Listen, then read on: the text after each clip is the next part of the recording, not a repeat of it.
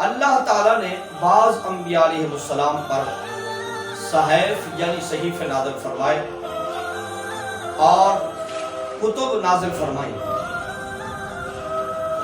صحیفوں کی تعداد 100 ہے، یعنی 100 صحیفے ہیں اور 4 آسمانی نازل شدہ کتب ہیں، جن میں سے 60 صحیفے اللہ تعالیٰ نے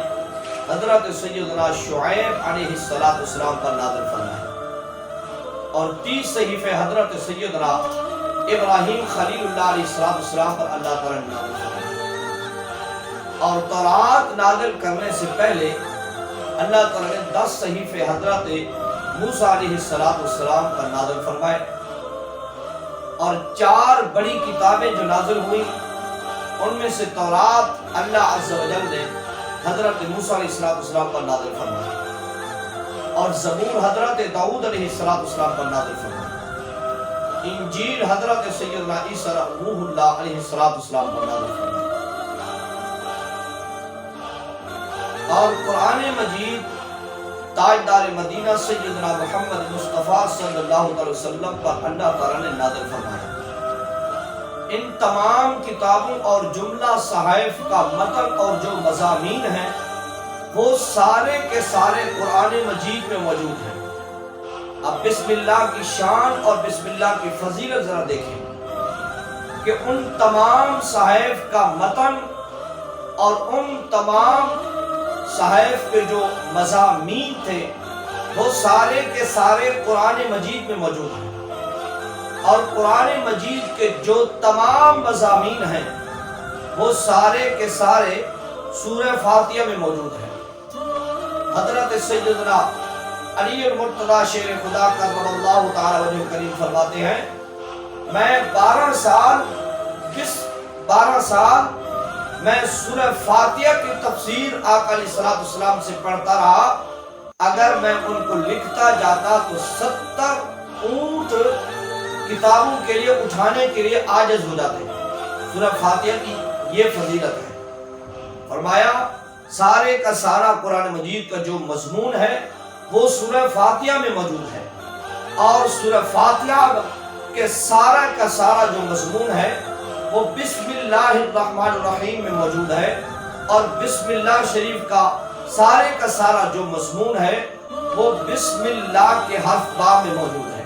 تو بات کرنے کا مقصد یہ ہے کہ بسم اللہ کی برکت سے اللہ تعالیٰ نے ایسے نہیں گناہگار کو بخشش عطا فرما دی، بسم اللہ کی برکت سے اللہ تعالیٰ نے گناہگار سیاہکار انسان کو جنت ایسے نہیں عطا کی، چونکہ سارے کا سارا جو منبع ہے، سارے کا سارا جو مضامین کا جو مجموعہ ہے وہ بسم اللہ کی حرف با میں موجود ہے۔ تو اس بسم اللہ کی فضیلت کیا ہے، اس بسم اللہ کی اہمیت اور عظمت کیا ہے۔ حضرت عیسیٰ علیہ السلام جا رہے ہیں، قبرستان کے قریب سے گزرتے ہیں، ایک قبر میں عذاب ہو رہا ہے، واپسی پلٹ کر آتے ہیں، اسی راستے سے آتے ہیں، اسی قبر سے جنت کی خوشبوئیں آ رہی ہیں۔ تو عرض کرتے ہیں بے نیاز مولا یہ کیا وجہ ہے؟ رب کائنات ارشاد فرماتا ہے یہ جو قبر والا ہے یہ انتہائی گناہگار بد کردار اور سیاہکار تھا، اور جب یہ فوت ہوا اس کی بیوی کی گود میں ایک بچہ تھا، بچہ جب پڑھنے کے قابل ہو گیا تو اس کی ماں نے استاد کے سامنے پیش کیا کہ میرے بیٹے کو اللہ کا کلام پڑھا دو۔ تو اس کے استاد نے کہا بیٹے پڑھو بسم اللہ الرحمن الرحیم۔ وہ بچہ طوطی زبان میں مجھے رحمان بھی پکارتا، مجھے رحیم بھی پکارتا اور مجھے اللہ بھی پکارتا، تو میری رحمت جوش میں آئی۔ میں نے کہا کہ جس بچے کی